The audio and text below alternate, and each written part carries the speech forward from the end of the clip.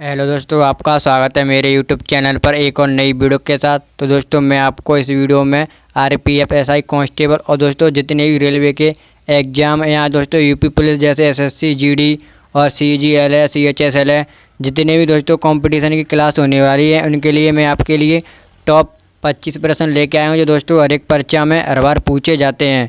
तो कृपया करके दोस्तों आप इस वीडियो को पूरा ज़रूर देखिएगा। तो चलिए चलते हैं आज की वीडियो के पहले प्रश्न की ओर। तो दोस्तों आज की वीडियो का पहला प्रश्न है, नादिर शाह ने किसके शासनकाल में भारत पर आक्रमण किया था। यानी कि दोस्तों जब नादिर शाह ने भारत पर आक्रमण किया था तो उस टाइम भारत का शासक कौन था।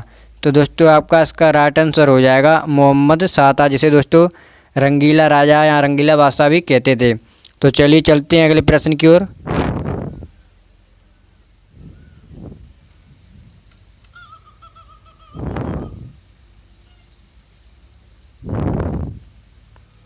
आपका दूसरा प्रश्न है, किसने कहा था राजा को यानी मंदिर का धन जब्त कर लेना चाहिए। ये दोस्तों शब्द किसने कहा था। तो दोस्तों आपका राइट आंसर हो जाएगा कौटिल्य ने। तो चलिए चलते हैं तीसरे प्रश्न की ओर।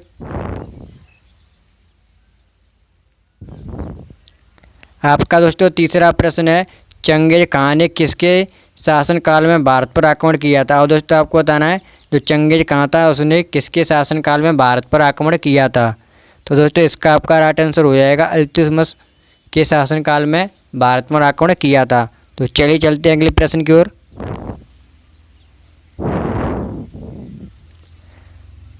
आपका अगला प्रश्न है दोस्तों, वर्धमान को महावीर अथवा जिन क्यों कहा जाता है, ये आपको बताना है। तो दोस्तों आपका इसका राइट आंसर है सुख दुख पर विजय प्राप्त करने के कारण। यानी दोस्तों जो महावीर स्वामी थे उन्होंने सुख और दुख पर विजय प्राप्त की थी, तो इसीलिए उन्हें वर्धमान कहा जाता है। तो चलिए चलते हैं अगले प्रश्न की ओर।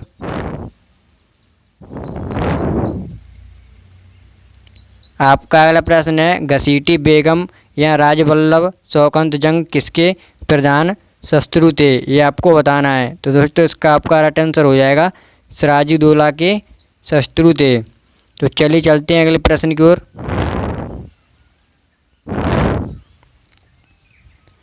आपका अगला प्रश्न है, भारत के स्वतंत्रता संघर्ष के दौरान डिसीजन एजुकेशनल सिक्योरिटी सोसाइटी नामक जो दोस्तों एक संस्था थी, इसकी स्थापना किसने की थी।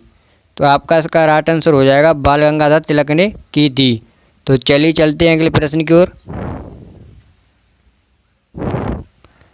आपका सातवां प्रश्न है दोस्तों, 1857 के गदर के समय भारत का जो गवर्नर जनरल कौन था। जो 1857 दोस्तों जो उसे क्रांति संग्राम भी कहते हैं, उसके समय जो भारत का वायसराय कौन था। तो आपका राइट आंसर हो जाएगा कैनिन। और दोस्तों ये भारत के पहले गवर्नर जनरल भी थे। तो चलिए चलते हैं अगले प्रश्न की ओर।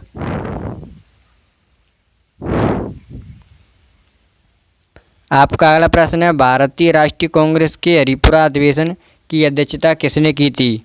तो दोस्तों आपका इसका राइट आंसर होगा सुभाष चंद्र बोस ने की थी। तो चलिए चलते हैं अगले प्रश्न की ओर। आपका अगला प्रश्न दोस्तों, चोरा चोरी कांड कब हुआ था, ये आपको बताना है। तो आपका इसका राइट आंसर हो जाएगा 4 फरवरी 1922 को चोरा चोरी कांड हुआ था। तो दोस्तों वहाँ का एक जो थाना था उसमें कुछ पुलिस वालों को जलाकर मार दिया गया था। तो चलिए चलते हैं अगले प्रश्न की ओर। आपका अगला प्रश्न है, भारत भारतीयों के लिए नारा किस संस्था ने दिया था। ये नारा था जो भारत भारतीयों के लिए, ये किस संस्था ने दिया था। तो दोस्तों आपका इसका राइट आंसर होगा आर्य समाज ने। जो आर्य समाज थी उसने दिया था भारत भारतीयों के लिए। तो चलिए चलते हैं अगले प्रश्न की ओर। भाइयों आपका अगला प्रश्न है, सर्वोच्च न्यायालय द्वारा कितने प्रकार की रिटें जारी की जाती हैं। तो दोस्तों आपका इसका राइट आंसर होगा 5 प्रकार की रिटें जारी की जाती हैं। तो चलिए चलते हैं आपके 12वें प्रश्न की ओर। आपका अगला प्रश्न है, मौलिक कर्तव्यों की संख्या कितनी है, जिन्हें दोस्तों इंग्लिश में फंडामेंटल ड्यूटीज कहते हैं, इनकी संख्या कितनी है। तो दोस्तों आपका राइट आंसर होगा 10 है। और दोस्तों हमारे संविधान में वर्तमान में अनुसूचियों की संख्या 12 है, ये आपको पता होना चाहिए। तो दोस्तों चलिए चलते हैं अगले प्रश्न की ओर। आपका अगला प्रश्न है, भारत के नियंत्रण एवं माल्यका कार्य की टिप्पणियों पर कार्रवाई करने का अंतिम किस्सा किसका है? तो दोस्तों इसका आपका राइट आंसर होगा राष्ट्रपति का है। तो चलिए चलते हैं अगले प्रश्न की ओर।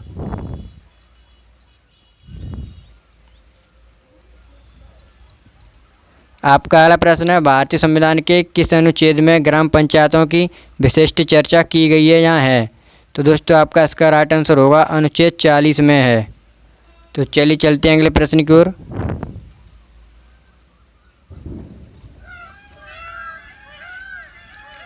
आपका अगला प्रश्न है, नियंत्रण एवं माल्यका परीक्षक की संविधान में किस अनुच्छेद में की गई है? यानी दोस्तों चर्चा या व्याख्या किस अनुच्छेद में की गई है? तो आपका राइट आंसर हो जाएगा अनुच्छेद 148 से 151 तक जो नियंत्रण एवं माल्यका परीक्षक की आपको दोस्तों व्याख्या समझ सकते हो यहाँ वर्णन किया गया है। तो चलिए चलते हैं अगले प्रश्न की ओर। आपका अगला प्रश्न है, म्यांमार की सीमा से मिलने वाले भारतीय राज्य हैं। तो दोस्तों आप देख सकते हैं नंबर 1 है मिजोरम, मणिपुर, नागालैंड और अरुणाचल प्रदेश। तो दोस्तों 4 राज्य म्यांमार की सीमा से लगते हैं भारत के। तो चलिए चलते हैं अगले प्रश्न की ओर। आपका अगला प्रश्न है, भारत की सबसे लंबी जवार सुरंग किस राज्य में है? तो आपका राइट आंसर हो जाएगा जम्मू कश्मीर में है। तो चलिए चलते हैं अगले प्रश्न की ओर। आपका अगला प्रश्न है, यूरोप अफ्रीका को कौन सा जल डमरू मध्य अलग करता है? तो आपका राइट आंसर हो जाएगा जिब्राल्टर। तो चलिए चलते हैं अगले प्रश्न की ओर।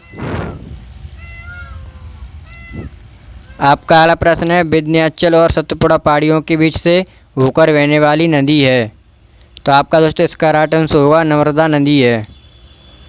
तो दोस्तों मैं आपसे इसका एक क्वेश्चन पूछना चाहता हूँ, जो नर्मदा नदी के किनारे कौन सा शहर या राज्य बसा हुआ है, ये आपको कमेंट में बताना है। तो चलिए चलते हैं अगले प्रश्न की ओर।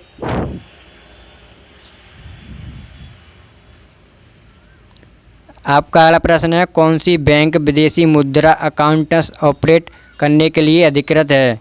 तो दोस्तों आपका इसका राइट आंसर हो जाए केवल राष्ट्रीयकृत बैंकें हैं। जितनी दोस्तों राष्ट्रीयकृत बैंकें होंगी वही यानी विदेशी मुद्रा को अकाउंट्स कर सकती हैं या गिन सकती हैं। तो चलिए चलते हैं अगले प्रश्न की ओर। आपका अगला प्रश्न है, इन्वेस्टर प्रोजेक्शन फंड किस संस्था की स्थापित की गई या किसके द्वारा की गई है? तो आपका राइट आंसर हो जाएगा सेबी। ये दोस्तों एक सेबी संस्था है, इसी के द्वारा इन्वेस्टर प्रोजेक्शन फंड की संस्था के द्वारा स्थापना की गई है। तो चलिए चलते हैं अगले प्रश्न की ओर। आपका अगला प्रश्न दोस्तों, आर्थिक नियोजन किस सूची का विषय है? ये आपको बताना है, जो आर्थिक नियोजन है वो किस सूची का विषय है। तो आपका राइट आंसर हो जाएगा समवर्ती सूची का विषय है। तो चलिए चलते हैं अगले प्रश्न की ओर।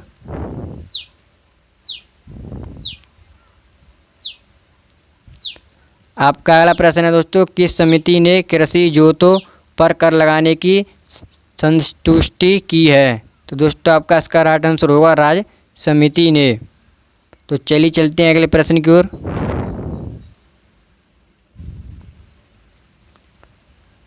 आपका अगला प्रश्न है, कर सुधार समिति का अध्यक्ष किसे नियुक्त किया गया है? तो दोस्तों आपका इसका राइट आंसर हो जाएगा राजा चेलिया को, जो कर समिति है उसका अध्यक्ष नियुक्त किया गया है।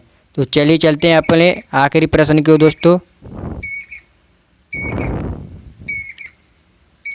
आपका अगला प्रश्न है, विटामिन B12 में कौन सी धातु विद्यमान होती है? यानी दोस्तों विटामिन B12 में कौन सी धातु विद्यमान होती है? तो आपका राइट आंसर हो जाएगा कोबाल्ट। जो कोबाल्ट धातु होती है वो B12 में विद्यमान होती है। तो दोस्तों आज की वीडियो हम यहीं पर समाप्त करते हैं। अगर आपको वीडियो अच्छी लगी हो तो वीडियो को लाइक और चैनल को सब्सक्राइब करना ना भूलें। और दोस्तों वीडियो को ज़्यादा से ज़्यादा शेयर करें। अगर आपको मेरी वीडियो अच्छी लगी हो तो कमेंट में दोस्तों यस ज़रूर लिखें, और मैंने आपको जो प्रश्न पूछा है उसका आंसर भी कमेंट में लिख दीजिएगा। तो दोस्तों चलिए मिलते हैं नेक्स्ट वीडियो में। जय हिंद, जय भारत।